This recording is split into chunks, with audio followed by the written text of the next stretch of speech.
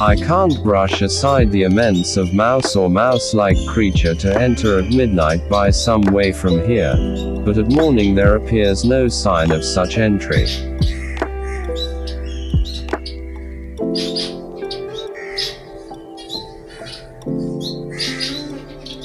The most obnoxious thing is no blood drop color on the floor of the small aviary floor or at the roof plate of the mud nest.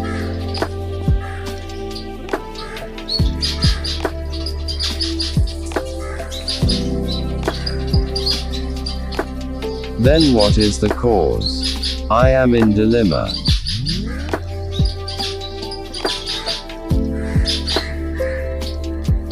I shared this issue with my friend, who is much more experienced than me in birds keeping.